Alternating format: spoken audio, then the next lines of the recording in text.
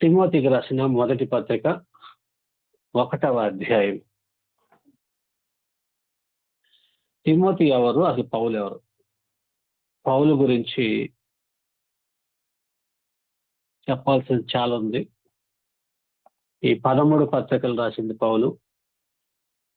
రోమా పత్రిక నుంచి ఫిలేమోను పత్రిక వరకు, రోమా పత్రిక నుంచి ఫిలేమోను పత్రిక వరకు 13 పత్రికలు పౌలు రాశాడు. హెబ్రీ పత్రిక ఎవరు రాశారనేది పత్రిక చదివినప్పుడు చెప్తాను. అది పౌలు రాశాడా లేదా అనే విషయాన్ని అక్కడ ప్రస్తావిద్దాం. ఫిలేమోను వరకు ఖచ్చితంగా పౌలు రాశాడు. పౌలు అపోస్తలుడు. పౌలు గురించిన డీటెయిల్డ్ గా ఒక లెసన్ లేదా 2 లెసన్లు నేను తర్వాత చెప్తాను. ఇప్పుడు మనం తిమోతి పత్రిక చదువుతున్నాం కాబట్టి తిమోతి గురించి కొద్దిగా తెలుసుకుందాం. తిమోతి ఎవరు? తిమోతి గురించి మొదటి 2 వచనాల్లో పౌలు ఏమన్నాడంటే, తిమోతికి రాసిన మొదటి పత్రిక 1వ అధ్యాయము 1-2 వచనాలు. మన రక్షకుడైన దేవుని యొక్కయు మన నిరీక్షణ అయిన క్రీస్తు యేసు యొక్కయు ఆజ్ఞ ప్రకారము క్రీస్తు యేసు యొక్క అపోస్తలుడైన పౌలు విశ్వాసమును బట్టి నా నిజమైన కుమారుడు తిమోతికి శుభమని చెప్పి వ్రాయినది. తండ్రి అయిన దేవుని నుండి మన ప్రభు అయిన క్రీస్తు యేసు నుండి కృపయు కనికరమును సమాధానమును నీకు కలుగును గాక. పత్రిక రాసేది పౌలు, గ్రంథకర్త పౌలు, అపోస్తలుడైన పౌలు, యేసుక్రీస్తు యొక్క అపోస్తలుడితను. తిమోతి ఎవరంటే అపోస్తలుడైన పౌలు యొక్క నిజమైన కుమారుడు. నిజమైన కుమారుడు దేన్ని బట్టి? వాక్యం విని బాప్తిసం పొందాడు కాబట్టి బాప్తిసం తీసుకున్నాడు మా ఆత్మీయ తండ్రి అని పిలిస్తే అంత మాత్రం కాదు. విశ్వాసమును బట్టి నా నిజమైన కుమారుడు అన్నాడు. విశ్వాసాన్ని బట్టి. అబ్రహాం పిల్లలు ఎవరంటే ఇశ్రాయేల్ అంటారు జనరల్ గా, కానీ విశ్వాస సంబంధులే అబ్రహాం పిల్లలు అంటాడు పౌలు. అలాగనే తిమోతి కూడా పౌలు దగ్గర వాక్యం ఉన్న వాళ్ళు చాలా మంది ఉండొచ్చు, కానీ విశ్వాసాన్ని తండ్రిని అనుసరించేవాడు కావాలి. విశ్వాసాన్ని బట్టి నా నిజమైన కుమారుడు తిమోతికి అడ్రస్ ఎవరికి చేస్తున్నాడంటే తిమోతికి శుభమని చెప్పి వ్రాయినది అన్నాడు. కాబట్టి గ్రహీత ఎవరంటే తిమోతి. ఈ తిమోతి ఎవరు అంటే అపోస్తల కార్యంలో 16వ అధ్యాయము 1-3 వచనాలు. అపోస్తల కార్యంలో 16వ అధ్యాయం 1-3 వచనాలు. పౌలు దెర్బేకును లుస్త్రకును వచ్చెను. అక్కడ తిమోతి అని ఒక శిష్యుడు ఉండెను. అతడు విశ్వసించిన ఒక యూదురాలి కుమారుడు. అతని తండ్రి గ్రీసు దేశస్థుడు. అతడు లుస్త్రలోను ఈకోనియాలోను ఉన్న సహోదరుల వలన మంచి పేరు పొందినవాడు. అతడు తనతో కూడా బయలుదేరి రావాలని పౌలు కోరి, అతని తండ్రి గ్రీసు దేశస్థుడని ఆ ప్రదేశంలోని యూదులకు అందరికీ తెలియదు కనుక వారిని బట్టి అతను తీసుకొని సున్నతి చేయించెను. తిమోతి అనే అతను లుస్త్రా పట్టణానికి సంబంధించిన వాడు. అతడు తల్లిని బట్టి యూదురాలి కుమారుడు అని చెప్పాడు. వాస్తవానికి తండ్రి గ్రీసు దేశస్థుడు, అంటే అన్యుడు, యూదుడు కాడు. తల్లి మాత్రమే యూదురాలు కాదు, వాళ్ళ పూర్వీకులందరూ యూదులు అన్నమాట. తల్లి విశ్వాసి, యూదా మతాన్ని బట్టి, అంటే అప్పుడు క్రైస్తవ్యం లేనప్పుడు కూడా ఆమె విశ్వాసం కలిగిన వ్యక్తే. వాళ్ళ అవ్వ అంటే అమ్మమ్మ కూడా విశ్వాసే. ఈ లుస్త్రా యూకోనియా అనే 2 పట్టణాలు పక్కపక్కన దగ్గర ఉండే పట్టణాలు ఇవి. మనకి మ్యాప్ లో చూస్తే లుస్త్రా ఈకోనియా 2 కనపడతాయి. గలతియా అనే ప్రాంతం ఉంది చూడండి ఒకసారి మ్యాప్లో, చివరి మ్యాప్లో గలతియా అని ఉంటుంది. రైట్ సైడ్ కపదోకియా పైన రైట్ సైడ్. కపదోకియాకి ఎడం చేతి వైపున యూకోనియా, లుస్త్రా, దెర్బే అనే 3 పట్టణాలు ఉన్నాయి కదా. ఈకోనియా, లుస్త్రా, దెర్బే అని. ఇవన్నీ గలతియా ప్రాంతానికి సంబంధించినవి. ఈకోనియా, లుస్త్రా, దెర్బే పైన పేరు అక్కడ పెట్టిన ఈ ప్రాంతానికి సంబంధించింది. ఈకోనియా, లుస్త్రా, దెర్బే గుర్తుపెట్టుకోవాలి. గలతీ పత్రిక ఎవరికి రాశారంటే ఈ ప్రాంతం వాళ్ళకి. ఏ ప్రాంతం వాళ్ళకి? ఈకోనియా, లుస్త్రా, దెర్బే. ఓకే.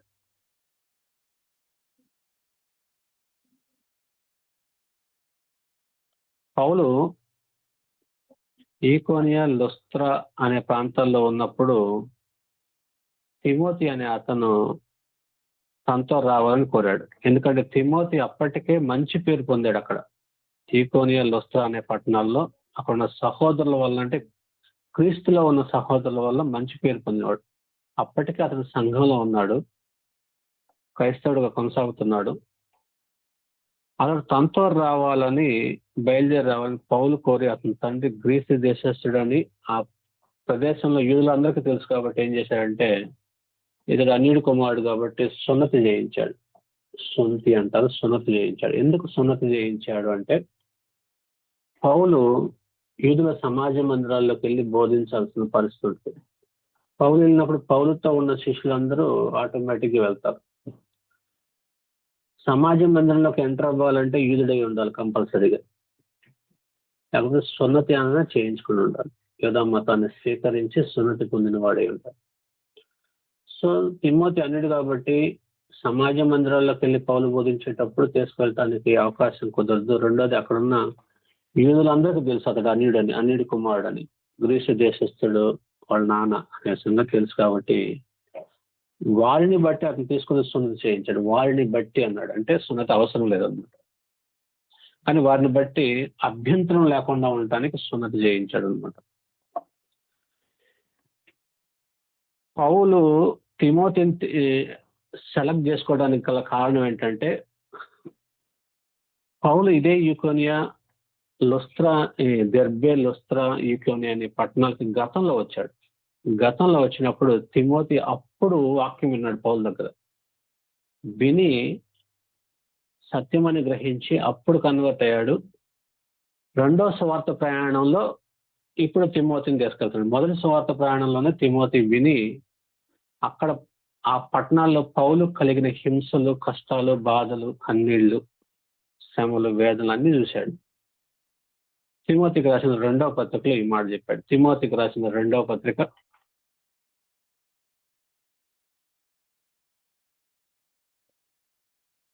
3వ అధ్యాయము 10వ వచనం. తిమోతికి రాసిన 2వ పత్రిక 3వ అధ్యాయము 10వ వచనం. అయితే నీవు నా బోధను, నా ప్రవర్తనను, నా ఉద్దేశమును, నా విశ్వాసమును, నా దీర్ఘశాంతమును, నా ప్రేమను, నా ఓర్పును అంతియొకయ, ఈకోనియా, లుస్త్ర అను పట్టణములలో నాకు కలిగినటి హింసలను, ఉపద్రవములను తెలుసుకొనిన వాడవై నన్ను వెంబడించితివి. అట్టి హింసలను సహించితిని గాని వాటన్నిటిలో నుండి ప్రభు నన్ను తప్పించెను అన్నాడు. అంటే పౌలు యొక్క విశ్వాసం ఎలాంటిదో, అతని ఉద్దేశం ఏంటో, ప్రవర్తన ఏంటో, దీర్ఘశాంతం ఇవన్నీ ఎక్కడ చూశాడట? అంతియొకయ, ఈకోనియా, లుస్త్ర ఈ పట్టణాల్లో పౌలు పరిచయం చేస్తున్నప్పుడు చూశాడు. అంతేకాదు అక్కడ పౌలుకు కలిగినట్టు హింసలు, ఉపద్రవాలు తెలుసుకున్నవాడై నన్ను వెంబడించితివి అని పౌలు చెప్పాడు.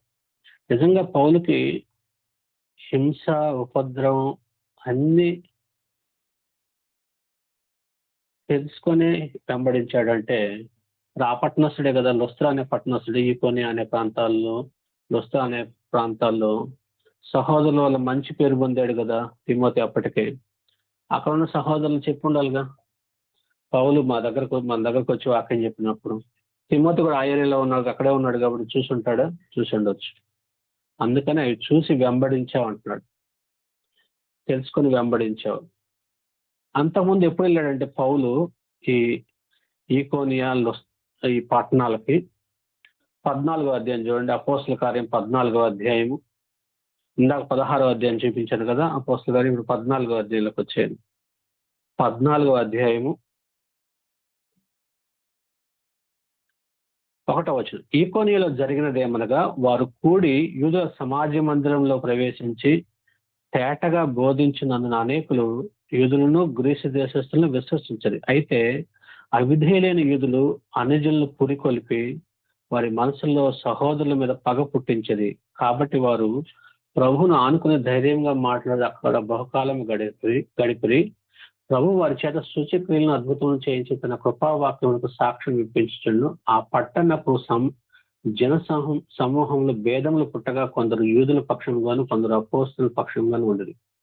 మరి అనుజనులను యూదులను తమ అధికారులతో కలిసి వారి మీద పడి వారిని అవమానపరిచి రాళ్లు రూపి చంపవాలని ఉండిరి. వారి సంగతి తెలుసుకుని లొకయానియాలోని పట్టణంలకు లుస్త్రకును దెర్బేకును చుట్టుపక్కలనున్న ప్రదేశంలోకి పారిపోయి అక్కడ స్వార్థ ప్రకటించుచుండేది. అది జరిగింది అక్కడ. అంటే ఈకోనియాలో ఏం జరిగిందంటే చాలా మంది కన్వర్ట్ అవుతున్నారు. కొంతమంది యూదులు వ్యతిరేకించేవాడు అనుజనులతో కలిసి రాళ్లు రువి చంపాలని, గట్టిగా అవమానించాలని గట్టిగా నిర్ణయించుకున్నారు. ఆ సంగతి తెలిసిన వీళ్ళు మిగతా ప్రాంతాలకు వెళ్ళారు. లుస్త్రకు వచ్చాడు. అప్పుడు 7వ అధ్యాయం 1వ వచనంలో లుస్త్రలో బలహీన పాదం గల ఒకడు నిన్నని చెప్పుకుంటూ అక్కడ బర్నబా పౌలు ఇద్దరు కలిసి అక్కడ ఒక అద్భుతం చేశారు. అది జరిగిన తర్వాత జనాలందరూ వాళ్ళని అంగీకరించడం ప్రారంభించారు. అప్పుడేం జరిగిందంటే 19వ వచనం, 14వ అధ్యాయం 19, అంతియొకయ నుండి ఈకోనియా అనేది తిమోతి పత్రికలో విన్నాం కదా. ఈకోనియా, దెర్బే, లుస్త్రా అనే ప్రాంతాలు ఇవి. యూదులు వచ్చి జన సమూహములను తమ పక్షంగా చేసుకొని పౌలు మీద రాళ్లు రువి అతడు చనిపోయినని అనుకొని పట్టణమునకు వెలుపలికి అతను ఈడ్చిరి. అంటే చచ్చిపోయేటట్టు కొట్టారు అనమాట రాళ్ళు తీసుకొని. ఇంకా చచ్చిపోయాడని నిర్ధారించుకున్న తర్వాత ఏం చేశారు, పట్టణం వెలుపలకు అతను ఈడ్చిరంటే కాలు పెట్టుకుని లాక్కెళ్ళి పట్టణం బయటేశారు అనమాట, ఈడ్చుకొని పోయి చచ్చిపోయాడు అని. అయితే శిష్యులు అతను చుట్టూ నిలిచిండు. అతను లేచి పట్టణంలో ప్రవేశించి మరునాడు బర్నబాతో కూడా దెర్బేకు బయలుదేరిపోయింది అన్నాడు. చనిపోలేదన్నమాట పౌలు అక్కడ. ఇవన్నీ ఎవరు చూశారు? తిమోతి చూశాడు. తిమోతికి రాసిన 2వ పత్రికలో మనం ఇప్పుడు చూసాం కదా. ఈకోనియాలోను పౌలు ఎక్కడెక్కడ ఏ ఉపద్రవాలు పొందాడో, ఏ బాధలు పడ్డాడో పౌలు యొక్క జీవితాన్ని తెలుసుకొని వచ్చాడు. ఈకోనియా, లుస్త్రా అనే పట్టణాల్లో, అంతియొకయ, ఈకోనియా, లుస్త్రా ఈ ఏరియాలో పౌలు యొక్క పరిచర్యను చూశాడు. పౌలు బోధ ఏంటి చూశాడు. పౌలు యొక్క ప్రవర్తన ఏంటి, ఎలా ఉంది చూశాడు. పౌలు ఉద్దేశం, ఏ ఉద్దేశంతో చేస్తున్నాడు సువార్త? ఒక్కొక్కడికి ఒక్కొక్క ఉద్దేశం ఉంటుంది సువార్త పనిచేయటంలో. కొంతమంది ఫేమ్ కోసం చేస్తారు, కొంతమంది డబ్బు కోసం చేస్తారు, కొంతమంది దేవుని పక్షాలు నిలబడటం కోసం చేస్తారు. రకరకాల ఉద్దేశాలు ఉండొచ్చు. పౌలు ఉద్దేశం ఏంటి, పర్పస్ ఏంటి, ఎందుకు చేస్తున్నాడు సువార్త? దెబ్బలు తగులుతున్నా, అవమానాలు జరుగుతున్నా, నిందలు వస్తున్నా, ఎందుకు చేస్తున్నాడు? ఉద్దేశాన్ని తెలుసుకున్నవాడే. విశ్వాసమును, దీర్ఘశాంతమును, ప్రేమను, ఓర్పును ఇవన్నీ తిమోతి చూశాడు. ఇప్పుడు ఎవరైనా వాక్యం నేర్చుకోవడానికి వెళ్తే అయ్యగారు ఏ స్థాయిలో ఉన్నారు, ఎంత ధనం సంపాదించాడు, ఎంత ఫేమస్ అయ్యాడు, ఎంత మందిని పెట్టుకున్నాడు, సంఘాలు ఎన్ని సంఘాలు ఉండే, ఎంతమంది జనాభా ఉంది, రేపు మనం కూడా ఇలా ఫేమస్ అవుతామని నేర్చుకునే వాళ్ళు నాకు కొంతమంది. తిమోతి అలాంటి వాడు కాదు. పౌలుకి ఏం లేదు, జీరో పౌలు చేతులు. దినదినము శ్రమే, ప్రతిదినం గడికి ఆకలి దప్పులు ఉన్నాయి. అలాంటి పరిస్థితుల్లో చిక్కుకొని బతుకుతున్నాడు స్వార్థ పనులు. కానీ పౌలు చూసింది ఏంటి, పౌల్లో తిమోతి చూసింది ఏంటి?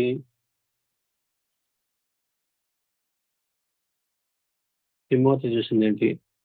అలాంటి నిజమైన కుమారుడు, విశ్వాసాన్ని బట్టి నిజమైన కుమారుడు తిమోతికి ఈ పత్రిక రాస్తున్నాడు. పౌలు యొక్క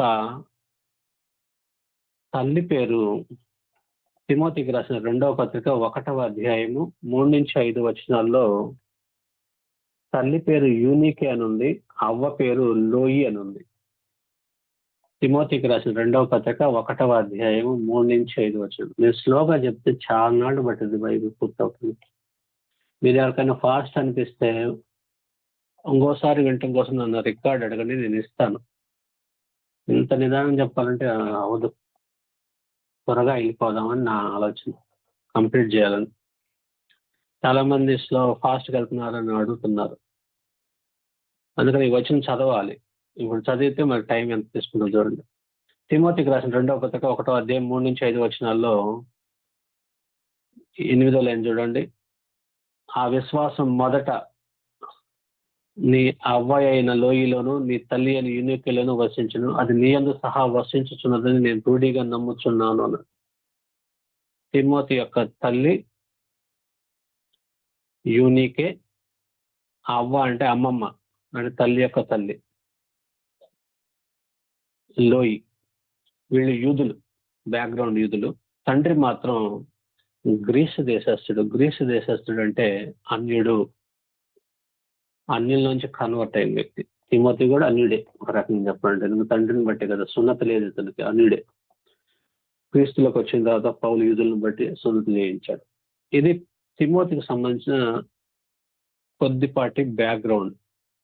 తిమోతి పౌలుతో లొస్త్రలో బయలుదేరిన నాటి నుంచి 2వ ప్రయాణంలో పౌలుతో ప్రారంభమయ్యాడు. ఇంచుమించు మాసిదోనియా, అక్కయ, గలతియా ప్రాంతాలన్నీ, రోమా దగ్గర కూడా వెళ్ళాడు. రోమ్లో కూడా ఉన్నాడు పౌలుతో ఉండటం మాత్రమే కాకుండా పౌలు అప్పుడప్పుడు తను పరిచర్య చేసిన, తను ఎక్కడెక్కడైతే స్వార్థ పనిచేసి సంఘాలు పెట్టుకుని నెక్స్ట్ ఇంకోచాటికి వెళ్తున్నాడో, వెళ్ళినప్పుడు ఏం చేశాడంటే ఆల్రెడీ ఎక్కడెక్కడికైతే స్వార్థ వెళ్ళి చెప్పాడు అక్కడికి పౌలు వెళ్లకుండా తిమోతిని పంపించేవాడు. తిమోతిని, తీతును, ఇలా కొంతమందిని స్వార్థికులుగా అక్కడ కొన్నాళ్ళు ఉండి వాళ్ళని కొంచెం బలపరిచి రాండి పంపించేవాడు. ఈ ప్రయాణంలో మధ్యలో పొమ్మనేవాడు. ఇంకెక్కడో ప్రయాణం కొనసాగుతుండగా ఇంకెక్కడో వాళ్ళు వచ్చి కలుసుకునేవాడు. 1 సంవత్సరం 2 సంవత్సరాలు అక్కడ ఉండి తిమోతి ఎక్కడంటే పౌలు ఇక్కడ పరిచయం చేస్తుంటాడు, వాళ్ళు అక్కడి నుంచి వస్తుంటారు. అలాంటిదే ఈ తిమోతి మొదటి పత్రికలో ఆ విషయం ఇక్కడ కూడా ప్రయాణం గురించి మాట ఉంది, చూద్దాం. తిమోతికి రాసిన మొదటి పత్రిక 1వ అధ్యాయం 2వ వచనాన్ని చూద్దాం. విశ్వాసం బడి నా నిజమైన కుమారుడు తిమోతికి శుభమని చెప్పి వ్రాయినది తండ్రి అయిన దేవుని నుండి 1, నెంబర్ 2 మన ప్రభు అయిన క్రీస్తు యేసు నుండి. ఇద్దరు ఒక్కడే అనుకునే వాళ్ళకి గ్రంథం చాలా కన్ఫ్యూజ్ అవుద్ది. ఇద్దరు లేదా ముగ్గురు కలిపి ఒక్కడే దేవుడు అని బోధించే వాళ్ళు ఉన్నారు క్రిస్టియానిటీలు. మరి ఆ పైత్యం ఎక్కడి నుంచి వచ్చిందో గ్రంథం నుంచి అయితే లేదు. గ్రంథంలో ముగ్గురు కలిపి ఒక్కడే అన్నట్టుగా అపోస్తులు కానీ అటు యూదులు కానీ ఎవరు నమ్మరు. యూదులు ఒక్కడే దేవుడు నమ్ముతారు కానీ ముగ్గురై ఉన్న ఒక్కడ నమ్మే పరిస్థితి లేదు. మోషే కానీ ప్రవక్తలు కానీ ఎప్పుడు ఎక్కడ యూదులకు అలాంటి సమాచారం చెప్పలేదు. అలాంటి కొత్త నిబంధనలో యేసుక్రీస్తు కానీ ఆయన అపోస్తులు కానీ ఎక్కడైనా మేము ముగ్గురు కలిపి ఒకడే దేవుడు అనే బోధ చేయలే. ఒకవేళ ముగ్గురు కలిపి ఒకడనుకో, తండ్రి అయిన దేవుడి నుండి మరియు ప్రభు అయిన యేసుక్రీస్తు నుండి అని ఇద్దరు పేర్లు ఎందుకు మెన్షన్ చేస్తారు? అంటే బైబుల్ని గట్టిగా పట్టుకోకుండా పైన సంగతులు చూసేవాళ్ళు చెప్పే బోధన తప్ప గ్రంథం దాన్ని సపోర్ట్ చేయదు. ఆ సబ్జెక్టు దేవుని సంకల్పం అనే విషయం వచ్చినప్పుడు దానికి సంబంధించిన సంపూర్ణమైన వివరణ నేను అక్కడ ఇస్తాను. ఓపికతో మీరు ఆ సబ్జెక్ట్ వినాలి. తండ్రి అయిన దేవుడి నుండి, దేవుడు ఎవరట? తండ్రి. మన ప్రభు అయిన క్రీస్తు యేసు నుండి. క్రీస్తు యేసు ఎవరు? ప్రభు. యేసుక్రీస్తుని తండ్రి అని కొత్త నిబంధనలు ఏ అపోస్తుడు కానీ ఏ ప్రవక్త కానీ ఎక్కడ చెప్పలేదు. యేసుక్రీస్తుని తండ్రి అని సంబోధించటం బైబిల్లో ఎక్కడ కనపడదు కొత్త నిబంధనలు. ఒకవేళ ఓల్డ్ టెస్టిమెంట్ లో ఒకే ఒక పాయింట్ ఉంది, అది కూడా సందర్భం వేరు. అబ్రహాము తండ్రి అని ఎలా అంటామో, ఫిజిక్స్, కెమిస్ట్రీ, అలా సోషల్కి వీళ్ళకి పితామహులు ఎలా ఉంటారో, ఫాదర్ ఆఫ్ ది ఫిజిక్స్ అను, ఫాదర్ ఆఫ్ ది కెమిస్ట్రీ అను, అలాగనే father of the Israel nation అని అబ్రహాం ఎలాగైతే అంటారు, అలాగనే యేసుక్రీస్తు కూడా మృతుల నుంచి లేవటంలో మొదటి వాడు కాబట్టి, మూల పురుషుడు కాబట్టి తండ్రి అనే అంటే మూల పురుషుడిని తండ్రి అంటారు, ఫాదర్ అంటారు. అది మీరు ఆదికాండం 4వ అధ్యాయంలోకి వచ్చినప్పుడు చూపిస్తాను మీకు మూల పురుషుడిని ఏమంటారు అనేది. ఓకే, దేవుడు ఎవరంటే తండ్రి, యేసుక్రీస్తు ఎవరంటే ప్రభు, అంతే. ప్రభు అనే యేసుక్రీస్తు ఎవరంటే తండ్రి అనకాకండి. స్పెసిఫిక్ గా తెలియకపోవటం, జనరలైజ్ చేయకండి, దేన్ని జనరల్ గా ఆలోచించద్దు ఎప్పుడు. జబ్బు వస్తే గవర్నమెంట్ హాస్పిటల్ ఇంకో జనరల్ డాక్టర్ పారాసెటమాల్ ఇస్తాడు కాంబినేషన్, పారాసెటమాల్ కామన్ ఇస్తాడు, జనరల్ అది. అదే జబ్బుని గుర్తించి దానికి సంబంధించి స్పెసిఫిక్ మెడిసిన్ ఎలా తీసుకుంటామో అలాగనే గ్రంథం చదివేటప్పుడు తండ్రి ఎవరో కుమారుడు ఎవరో ఖచ్చితంగా తెలియాలి. కుమారుడిని పట్టుకొని తండ్రి అనకూడదు, తండ్రిని పట్టుకొని కుమారుడు అనకూడదు. ఎవరికి వాళ్ళే విడిగా ఉన్నారు. అది మనం గ్రంథం అంతట్లోంచి చూస్తే మనకు అర్థమవుద్ది. ఆ సబ్జెక్ట్ ఇప్పుడు తిమోతి పత్రికలో చెప్పను, ముందుకు వెళ్తున్నాను. మూడవ వచనం ఎందుకు చెప్తున్నానంటే, పౌలు ఎక్కడి నుంచి పత్రిక రాస్తున్నాడు, తిమోతి ఎక్కడున్నాడు అని తెలుసుకోవటం కోసం 3-4 వచనాలు చూద్దాం. నేను మాసిదోనియాకు వెళుచుండగా, పౌలు ఎక్కడికి వెళ్తున్నాడట, మాసిదోనియా అనగానే మనకు గుర్తు రావాల్సిన 3 పట్టణాలు. మీరు ఇది బాగా నోట్ చేసుకోండి. మాసిదోనియా అన్నకాడ వీలైతే పక్కన రాసుకోండి. మాసిదోనియా కనపడ్డ కాడల్లా అలా మీకు మైండ్లో ఫిక్స్ అవుతుంది. ఫిలిప్పి, బెరయా, తెస్సలోనిక. మాసిదోనియా అనగానే ఫిలిప్పి, బెరయా, తెస్సలోనిక. ఇంకోటి వచ్చినప్పుడు అప్పుడు అవి చెప్తాను, కన్ఫ్యూజ్ కాకుండా. మాసిదోనియా అనగానే ఫిలిప్పి, తెస్సలోనిక, బెరయా. ఫిలిప్పి, బెరయా, తెస్సలోనిక ఏదోటి. మాసిదోనియాకి వెళ్ళుచుండగా అంటే ఎక్కడికి వెళ్తున్నాడు, ఫిలిప్పికి వెళ్తున్నాడు. సత్యములకు భిన్నమైన బోధ చేయవద్దని కల్పన కథలను, మితము లేని వంశావళులను, విశ్వాస సంబంధమైన దేవుని ఏర్పాటుతో కాక వివాదములతోనే సంబంధం కలిగి ఉన్నవి కనుక వాటిని లక్ష్య పెట్టవద్దని కొందరికి ఆజ్ఞాపించుటకు నీవు ఎఫెసులో నిలిచి ఉండవాలని నిన్ను హెచ్చరించిన ప్రకారము ఇప్పుడును హెచ్చరించుచున్నాను. ఎక్కడి నుంచి ఉంచాడట, కొందరిని ఆజ్ఞాపించుటకు నీవు ఎఫెసులో నిలిచి ఉండవలనని నిన్ను హెచ్చరించిన ప్రకారం ఇప్పుడును హెచ్చరించుచున్నాను. కాబట్టి తిమోతిని ఎక్కడ నిలిచి ఉండమన్నాడు ప్రయాణంలో, తను వెళ్తూ నువ్వు ఎఫెసులో ఆగయ్యా. ఎఫెసులో వాక్యం చెప్పాడు 19వ అధ్యాయం, అపోస్తలుల కార్యం 19వ అధ్యాయంలో పౌలు ఎఫెసులో వాక్యం చెప్పాడు. ఎఫెసు నుంచి ప్రయాణం ముందు కొనసాగుతుంది. ముందు కొనసాగేటప్పుడు నువ్వు ఇక్కడ ఎఫెసులో నిలబడి ఉండు అన్నాడు. తర్వాత తిమోతి తర్వాత మళ్ళీ పౌలును కలుసుకుంటాడు. ఈ మధ్యలో రాయబడిన పత్రిక అన్నమాట. ఎఫెసులో నిలిచి ఉండవాలని కొందరికి ఆజ్ఞాపించుటకు నీవు ఎఫెసులో నిలిచి ఉండవాలని నేను హెచ్చరించిన ప్రకారం ఇప్పుడు హెచ్చరిస్తున్నాను. పౌలు మాసిదోనియాలో ఉన్నాడు. పత్రిక ఎఫెసులో ఉన్న సువార్తికుడు తిమోతికి రాస్తున్నాడు. ఎఫెసులో తిమోతి సువార్తికుడు. ఇక్కడ నువ్వు నిలిచి ఉండాలి. ఎందుకు, కొందరిని ఆజ్ఞాపించుటకు.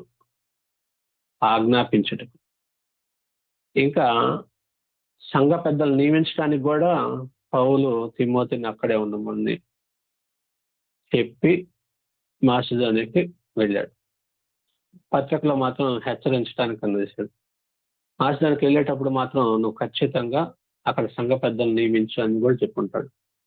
ఎందుకంటే ఒక స్వార్థికుడిని ఒక సంఘంలో నిలబడి ఉండమన్నాడంటే అక్కడ సంఘాన్ని సెటరేట్ చేయడానికి. అంటే ఇక పౌలు లేకపోయినా, తిమోతి లేకపోయినా ఆ సంఘం వాళ్ళ యొక్క సంఘ పెద్దల పర్యవేక్షణలో సంఘం నిలబడి ఉండేటట్టుగా స్థిరపరిచి వెళ్తాడు పౌలు. తను కానీ తనతో ఉన్న వాళ్ళని కానీ అక్కడ నిలబెట్టి అని స్థిరపరిచి వెళ్తాడు. ఉదాహరణకి ఇంకొక వచనం చూపిస్తాను. పంపిస్తే ఎలా ఉంటుందో పౌలు ఒక సువార్థికుడిని పెట్టి అక్కడ తీతు రాసిన పత్రిక 1వ అధ్యాయం 5వ వచనం.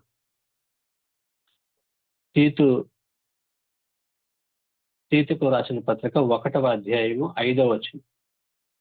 నేను నీకు ఆజ్ఞాపించిన ప్రకారము నీవు లోపముగా ఉన్న వాటిని దిద్ది ప్రతి పట్టణంలోనూ పెద్దలను నియమించు నిమిత్తమే నేను క్రేతులో నిన్ను విడిచి వచ్చి తిని.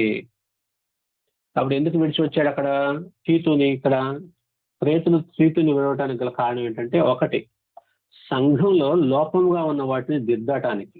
2, ప్రతి పట్టణంలోనూ పెద్దలను నియమించు నిమిత్తమే.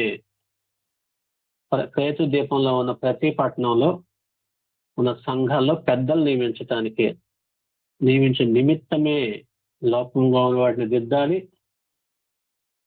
పెద్దలు నియమించే నిమిత్తమే నేను క్రేతులో నిన్ను విడిచి వచ్చేదని. మరి తిమోతిని ఎఫెసులో నిలిచి ఉండు అని తిమోతి ఎందుకు నిలబడమన్నాడంటే, తిమోతికి చెప్పిన రీజన్స్ ఇంకొన్ని ఎక్స్ట్రా ఉన్నాయి. ఏంటంటే అది తిమోతికి రాసిన మొదటి పత్రిక 1వ అధ్యాయం 3వ వచనం. నేను మాసిదోనియాకు వెళుచుండగా సత్యమునకు భిన్నమైన బోధ చేయవద్దనియు. పాయింట్ నెంబర్ 1, ఏం చేయొద్దట? సత్యమునకు భిన్నమైన బోధ. భిన్నమైన బోధలు అపోస్తుల కాలంలో కూడా ఉన్నాయి. తిమోతిని ఎఫెసులో ఎందుకు నిలబెట్టాడో రీజన్ చెప్తున్నాడు పౌలు. సత్యమునకు భిన్నమైన బోధ చేయొద్దు. భిన్నమైన బోధ ఆ కాలంలో అపోస్తుల కాలంలోనే ఉంది, ఇప్పుడు కాదు. ఇప్పుడు ఇంకా భయంకరంగా ఉంది అనుకో, అప్పటికే ఉంది. గల్తీ పత్రిక చూడండి, గల్తీలకు రాసిన పత్రిక 1వ అధ్యాయము 6వ వచనం. గల్తీ పత్రిక 1వ అధ్యాయము 6వ వచనం.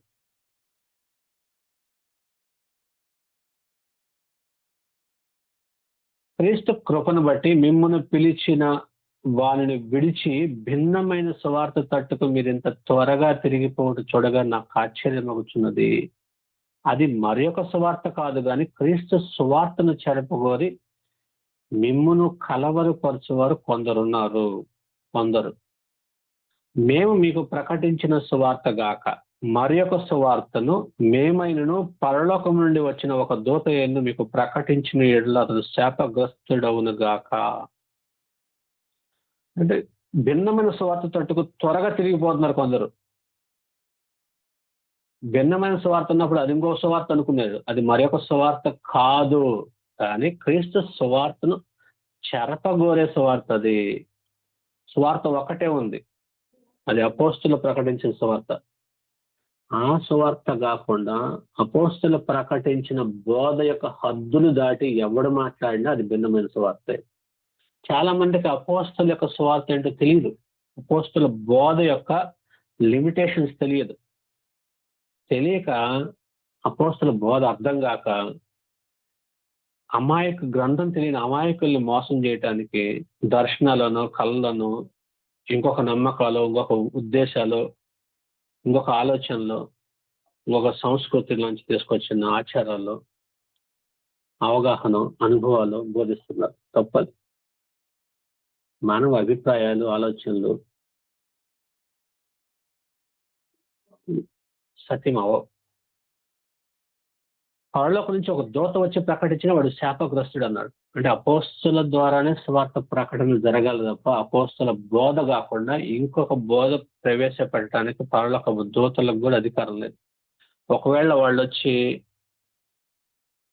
బయలుపరిచినా సరే ఇంకేదైనా అపోస్తులు ప్రకటించింది కాక మరి ఒకటి ఏదైనా బయలుపరచబడ్డా అలా ప్రకటించిన వాడు శాపగ్రస్తుడు అని చెప్పాడు. శాపగ్రస్తుడు. కాబట్టి ఎఫెసులో ఏం జరుగుతుందట? కొందరు ఆ పని చేస్తున్నారు. అందుకని తిమోతితో ఏమంటున్నాడంటే, ఎఫెసులో ఉన్నాడు తిమోతి, ఎఫెసులో ఏం జరుగుతుందో దాని విషయంలో నువ్వేం చేయాలంటే, తిమోతికి రాసిన మొదటి పత్రిక 1వ అధ్యాయం 3వ వచనం.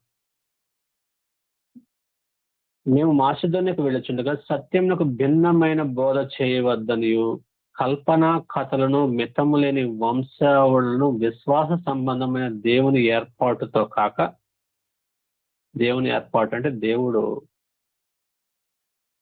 తన కుమారుని ఎలాగా స్వీకరించాలనుకుంటున్నాడు, ఎలాగా వాళ్ళు మార్చుకోవాలనుకుంటున్నాడు, ఆ నిర్మాణానికి సంబంధించిన ఏర్పాటు అంటే కాక వివాదములతోనే సంబంధం కలిగినది. కల్పనా కథలు చెప్పేవాళ్ళు నా చాలా మంది కల్పనా కథలకు చెవిచ్చే మనుషులు ఉన్నారు. గ్రంథం చెప్పని కథలు చెప్పేవాళ్ళు చాలా మంది ఉన్నారు. మితము లేని వంశావళులు యూదులు వంశావళి చూపిస్తా అని ఒక పిచ్చి ఉంటుంది. ఈ వంశావళి ఏంటని దానికి మితం ఉండదు, పాడు ఉండదు. అది విశ్వాస సంబంధమైన దేవుని ఏర్పాటుతో లేదు, అది వివాదాలతో సంబంధం కలిగింది కనుక వాటిని లక్ష్య పెట్టవద్దని కొందరిని ఆజ్ఞాపించడానికి అలాంటి వాటిని భిన్నమైన బోధ చేసేవాళ్ళు కానీ, కల్పనా కథలు కానీ, వంశావళులు కానీ ఇలాంటి వాటితో సంబంధం కలిగి ఉన్న వాళ్ళని ఏం చేయాలట? నువ్వు హెచ్చరించాలి. కొందరికి ఆజ్ఞాపించాలి, కొందరిని హెచ్చరించాలి. అందుకు నువ్వు ఎఫెసులో నిలిచి ఉండవాలని నిన్ను హెచ్చరించాను, వాళ్ళకి ఆజ్ఞాపించాలని ఇప్పుడు హెచ్చరిస్తున్నాను. ఇప్పుడు కూడా మళ్ళీ అదే చెప్తున్నాను నీకు. ఇలాంటి వారిని నువ్వు ఆజ్ఞాపించి వాళ్ళని క్రమపరచాలి, లోపంగా ఉన్న వాటిని దిద్దాలి, సంఘ పెద్దలు నియమించాలనేది ఈ పత్రిక చదువుతున్నప్పుడు నాకు అర్థమైపోద్ది. సో పత్రిక రాసేది పౌలు ఎక్కడున్నాడు? మాసిదోనియాలో ఉన్నాడు. ఈ గ్రంథాన్ని గ్రహించే వ్యక్తి ఎక్కడున్నాడు? తిమోతి. గ్రంథాన్ని స్వీకరిస్తున్నాడు ఈయన ఎక్కడున్నాడు? తిమోతి ఎఫెసులో ఉన్నాడు. ఒక ప్రాంతం నుంచి ఇంకొక ప్రాంతానికి పత్రిక రాయబడుతుంది. ఈ పత్రిక ఎందుకు రాశాడు పౌలు? పర్పస్ ఏంటి? ఉద్దేశం ఏంటి? ఈ పత్రిక ఎందుకు రాశాడు అంటే పత్రిక గుండా వెళ్తున్నప్పుడు మనకి తెలుస్తుంది. ఆయన స్పెసిఫిక్ గా పౌలు చెప్పాడు ఎందుకు రాస్తున్నాను అంటే ఈ పత్రిక అని. పౌలే ఈ పత్రికలో మెన్షన్ చేశాడు. మనకు ఇంటర్నల్ ఎవిడెన్సే మనం పట్టుకోవాలి. ఎప్పుడైనా గ్రంథం చదివేటప్పుడు ఏదో చదివేసి వెళ్ళటం కాదు. ఈ గ్రంథాన్ని, ఈ పత్రికను ఎందుకు రాస్తున్నాడు ఈయన? పర్పస్ ఏంటి? ఏదో ఒక ఉద్దేశం ఉండాలి కదా. మనం పూర్వకాలంలో లెటర్లు రాసిన వాళ్ళే. మనం ఇక్కడ నుంచి ఒక లెటర్, ఒక పత్రికని ఇంకెక్కడికో రాస్తున్నాం అనుకో. చిన్నప్పుడు ఇది హాస్టల్లో చదివిన పిల్లలకు బాగా తెలుసు. హాస్టల్ నుంచి ఇంటికి రాస్తుంటారు లెటర్స్, లేదా ఫ్రెండ్స్కి రాస్తుంటారు. సెలవులు ఇవ్వగానే, హాలిడేస్కి వెళ్ళగానే స్కూల్లో ఉన్న ఫ్రెండ్స్కి లెటర్స్ రాస్తుంటారు అడ్రస్ తీసుకొని. ముందు శుభవచనాలు రాస్తారు. ప్రేమైన తల్లిదండ్రులకో, ప్రేమైన స్నేహితుడికో శుభమని చెప్పి రాయినది అని, ఏదో అందాలు చెప్పుకో, ఇంకే గ్రీటింగ్స్ చేస్తారు. తర్వాత ముఖ్యంగా వ్రాయినది ఏమనగా అని ప్రారంభిస్తారు.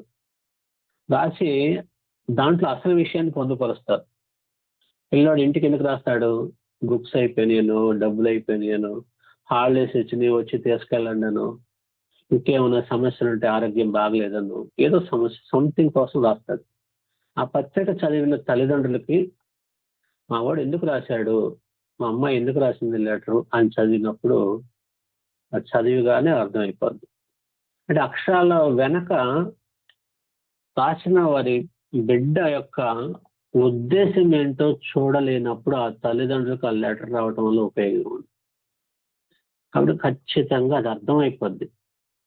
ఎందుకు రాశాడు మా వాడు ఈ లెటరు, డబ్బులు అయిపోయినాయంట ఇచ్చేస్తాను, సెలవులేస్తున్నట్ట వచ్చి తీసుకెళ్తాను అని భార్యాభర్తలు మాట్లాడుకుంటారు. అసలు బాగాలేదంట, ఒకసారి తీసుకెళ్ళి డాక్టర్ చూపించొద్దాం, ఏదో సంథింగ్. అలాగనే పౌలు తిమోతికి ఎందుకు పత్రిక రాస్తున్నాడు? ఒకటి, ఇప్పుడు మన దగ్గర 3-4 వర్షాల ప్రకారం హెచ్చరించుచున్నాను, ఇప్పుడు హెచ్చరిస్తున్నాను అన్నాడు కదా. కాజ్ అది. ఇంకా కాజ్ ఏంటంటే, అసలు మెయిన్ పౌలు డైరెక్ట్ చెప్పింది ఏంటంటే, తిమోతికి రాసిన మొదటి పత్రిక 3వ అధ్యాయము 14-15 వచనాలు. శీఘ్రంగా నీ యొద్దకు వస్తున్నానని నిరీక్షిస్తున్నాను, శీఘ్రంగా నీ యొద్దకు వస్తానని. అయినను నేను ఆలస్యం చేసిన ఎడల, ఈ పత్రిక రాస్తూ నేను నీ దగ్గరకు వస్తానని ఇన్ఫర్మేషన్ ఇవ్వటం కోసం పౌలు రాస్తున్నాడు. ఒకవేళ నేను ఆలస్యం చేసిన ఎడల, కొద్దిగా నేను రావటం లేట్ అయిపోతే, దేవుని మందిరంలో అంటే అనగా జీవము గల దేవుని సంఘములో జనులు ఎలాగో ప్రవర్తింపవలనో అది నీకు తెలియవాలని ఈ సంగతులను నీకు రాయుచున్నాను. అది పర్పస్. పత్రిక ఎందుకు రాస్తున్నాడంటే, దేవుని సంఘంలో అంటే సంఘంలో ఉన్న జనులు, మనుషులు, విశ్వాసులు, క్రీస్తునందున్న పరిశుద్ధులు ఎలా ప్రవర్తించవలెనో అది నీకు తెలియవలనని ఈ సంగతులను నీకు వ్రాయుచున్నాను. ఆ సంఘము సత్యమునకు స్తంభమును ఆధారమునై ఉన్నది అన్నాడు.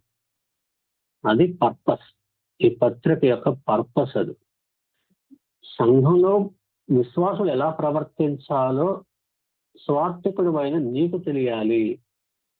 నీకు తెలిస్తే ఏమవుద్ది?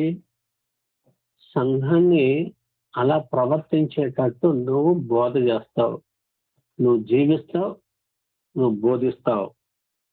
అందుకు అది నీకు తెలియాలని జనులు ఎలాగో ప్రవర్తించవలను.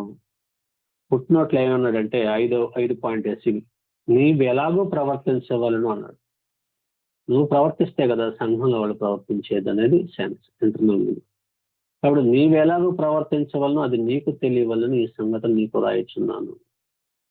బాధ్యత అంతా తిమోతికి. ఎఫెసులో ఏం జరిగినా తిమోతి రెస్పాన్సిబిలిటీ అన్నట్టుగా చెప్తున్నాను. అప్పుడు ఈ పత్రిక యొక్క పర్పస్ అది.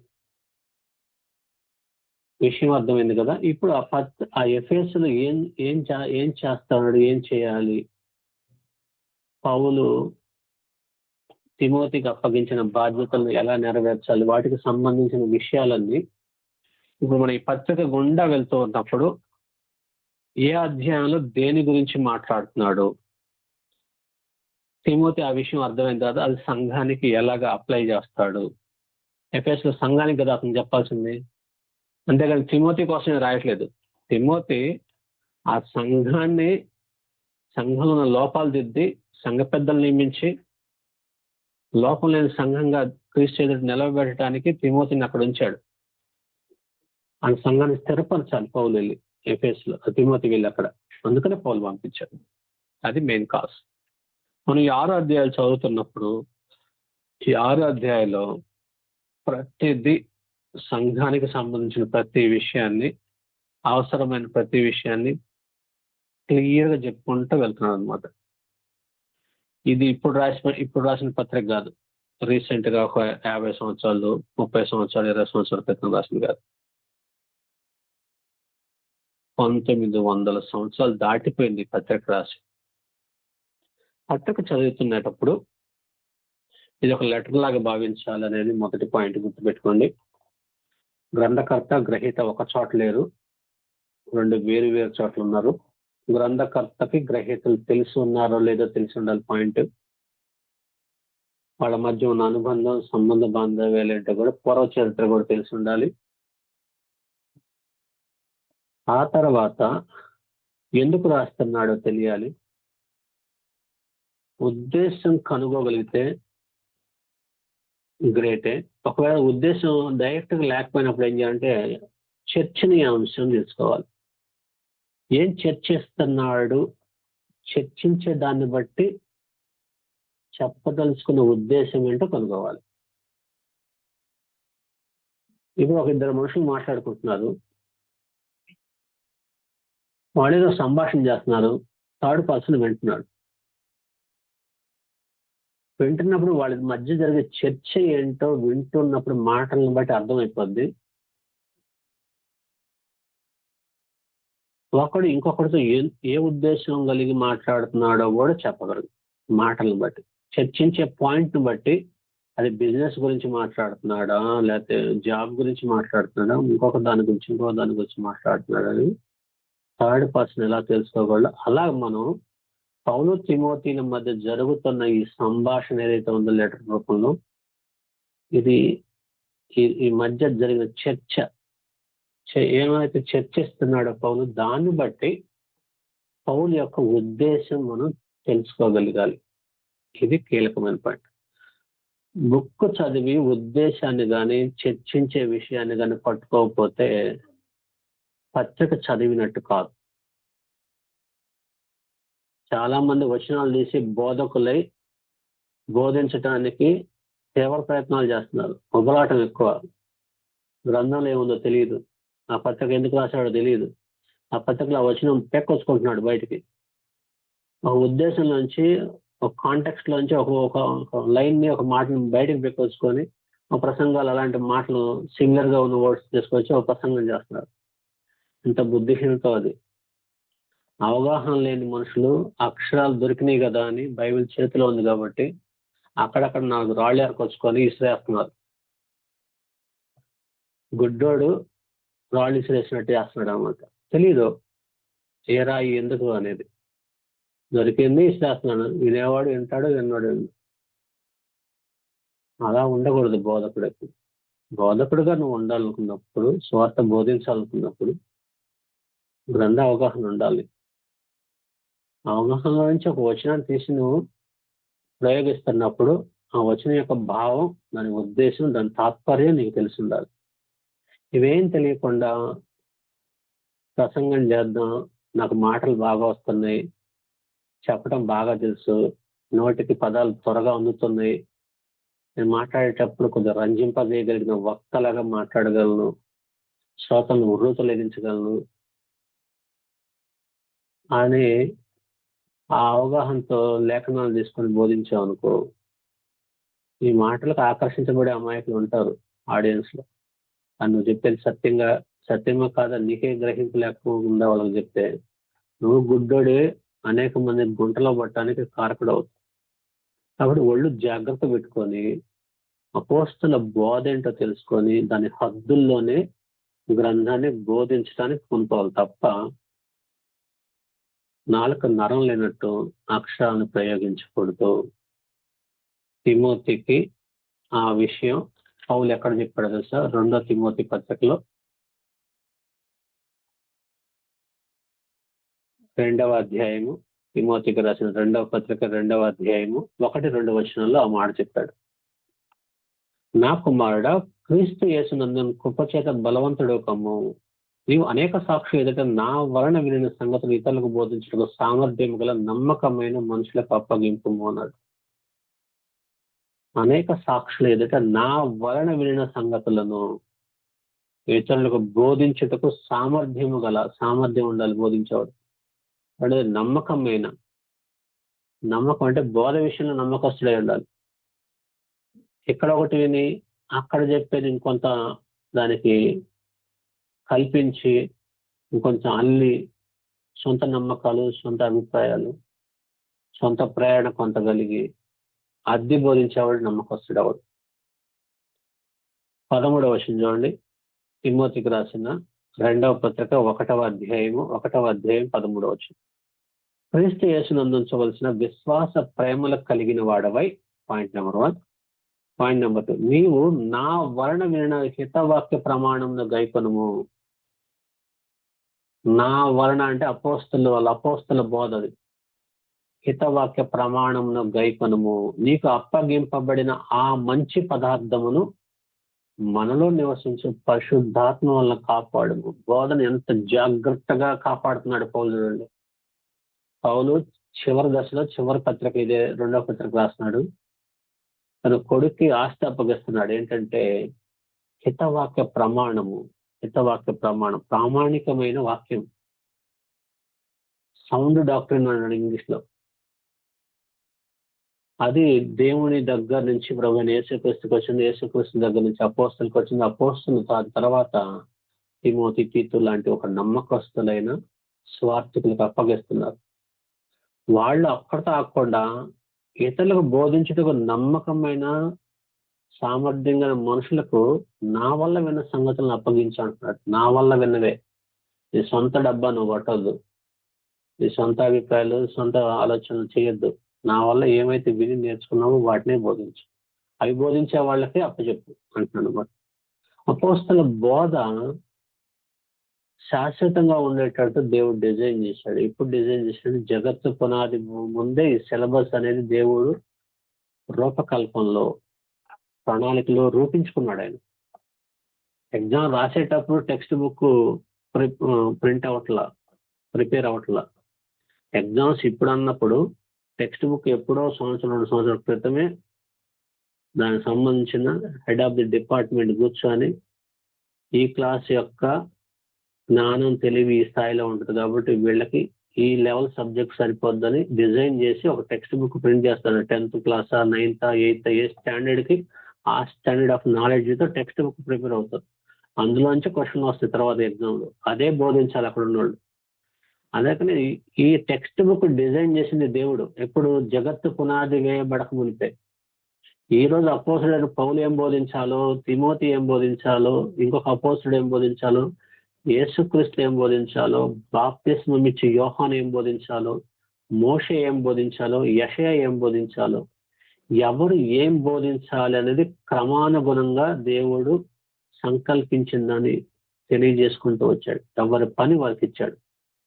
ఎప్పుడైతే అపోస్తల బోధ అనేది ఫైనల్, దాని తర్వాత ఇంకొక బోధ రాదు. ఇంకొక బోధ ఇప్పుడు 2000 సంవత్సరాలు అయింది. అపోస్తల తర్వాత ఇంకెవడైనా బోధ చేసి ఒక అయ్యగారికి దేవుడు బయలుపరిచాడు అన్న విషయం ఎక్కడైనా ఈ బైబిల్కి అతికించారా? అయ్యగారు లక్షలాది మంది వచ్చి పోయి ఉంటారు వాటికి 1900 సంవత్సరాల్లో. ప్రస్తుత ఈ తరంలో కూడా అయ్యగారులు బలంగా ఉన్నారు సత్యాన్ని అడ్డుకోవటానికి. అయ్యగారుల మోచేత నీళ్లు తాగే స్వార్థికులు, విశ్వాసులు చాలా మంది ఉన్నారు. వాళ్ళకు బయలుపరిచినవి ఏవి దీంతో అటాచ్ చేయలేవు. కాబట్టి అవి ప్రామాణికం కాదు, అవి మెజర్మెంట్ వేయడానికి కుదరదు. తీర్పులో దేవుడు వాటిని పాలు చేస్తాడు. అపోస్తల బోధ హద్దుల్లో ఉందా లేదనేది జాగ్రత్తగా చూసుకోవాలి తప్ప మరొకటి కాదు. మరొకటి వింటే శాపగ్రస్తుడు. అపోస్తలు ఏమన్నారంటే, మేము వచ్చి మరొక స్వార్థని ప్రకటించిన మేము శాపగ్రస్తులమే అన్నాడు. గలతీ పత్రిక 1:9 మేమైనను పరలోకం నుండి ఒక దూతను వచ్చి ప్రకటించిన శాపగ్రస్తుడు అన్నాడు. మీరు అంగీకరించిన సువార్త కాకుండా అపోస్తలకు దేవుడు ఏదైతే సువార్త ప్రకటించమని ఇచ్చాడో అది మాత్రమే వాళ్ళు బోధించాలి. హద్దులు దాటి వాళ్ళు బోధించడానికి లేదు. వాళ్ళకే లేనప్పుడు మనకు ఎక్కడి నుంచి వస్తుంది? అందుకని జాగ్రత్తగా దేవుడు ఏం చేసిన గ్రంథస్థం చేయించాడు. తెస్సలోనికైలకు రాసిన 2వ పత్రిక 2వ అధ్యాయము. తెస్సలోనికైలకు రాసిన 2వ పత్రిక 2వ అధ్యాయము 14-15 వచనాలు. మీరు ఇలాగనూ రక్షింపబడి మన ప్రభు అయిన యేసుక్రీస్తు యొక్క మహిమను పొందవలనని ఆయన మా సువార్త వలన మిమ్మల్ని పిలిచాను. మా సువార్త అన్నాడు. ఎవరిది సువార్త? అపోస్తలుల యొక్క సువార్త, అపోస్తలుల యొక్క బోధను బట్టి వచ్చిన సువార్త. 15 వచనం. కాబట్టి సహోదరులారా నిలకడగా ఉండాలి. చంచల మనస్కులుగా ఆలోచన చేత రేపబడినట్లు ఏ బోధకు పడితే ఆ బోధకు ఊగిపోయే వాళ్ళ ఉండకూడదు. నిలకడగా ఉండి మా నోటి మాటల వలనైనను మా పత్రిక వలనైనను మీకు బోధింపబడిన విధులను చేపట్టుడి.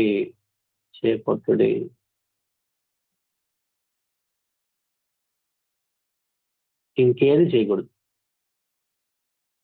మా నోటి మాటల ద్వారా అయినా చుండాలది, మా పత్రిక వలనైనా మీకు బోధింపబడి ఉండాలి. ఆ విధులను మాత్రమే చేపట్టండి. మా సువార్త వల్లే మిమ్మల్ని రక్షించాడు, మిమ్మల్ని పిలిచాడు. మీరు క్రీస్తు యొక్క మహిమను పొందాలంటే వేరే దిక్కు లేదు, వేరే సువార్త కాదు. అప్పటికే భిన్నమైన సువార్తలు ప్రకటించబడుతున్నాయి. అప్పటికే అపోస్తల కాలంలో వాళ్లే వాటిని ఎదుర్కోవడానికి తంటాలు పడ్డారు. అపోస్తలు దాటిపోయిన తర్వాత క్రూరమైన తోడేళ్ళు ప్రవేశించింది సంఘాల్లోకి. సంఘాలను చీల్చావతలేసింది. సత్యం నుంచి మనుషుల్ని దూరం చేసి సత్యం అనేది నామరూపాలు లేకుండా చేయడానికి ప్రయత్నం చేశారు. ఈ పత్రికల్లో తప్ప బయట కనపడకుండా జరిగిపోయింది ఈరోజు సువార్త లేదు. మళ్ళీ ఇప్పుడు మనం ఏం చేస్తున్నాం? తిరిగి బ్యాక్ టు ద బైబిల్ దగ్గరకు తిరిగి రావాలి. మనం బైబిల్ ఏం చెప్తుందో దాన్ని మాత్రమే నేర్చుకోవాలి. బైబిల్కి భిన్నమైన సిద్ధాంతాలు, విశ్వాసాలు, నమ్మకాలు, ఆచారాలు క్రైస్తవ్యంలో గంతులేస్తున్నాయి, చెలరేగుతున్నాయి. దాన్ని అడ్డుకట్ట వేయాలంటే మీకు సత్యం తిమోతికి తెలిసినట్టు, పౌలుకు తెలిసినట్టు మనకి దేవుడు అనాథులు నిర్ణయించుకున్న బోధ మనకి తెలియాలి. అందుకోసం జాగ్రత్త పరిచాడు ఈ గ్రంథాన్ని. అది దేవుడు మనకు అనుగ్రహించిన కృప.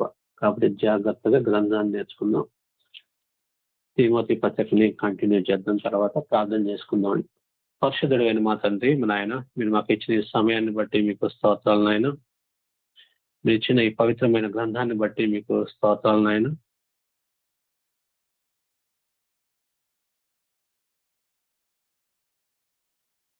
గ్రంథం నుంచి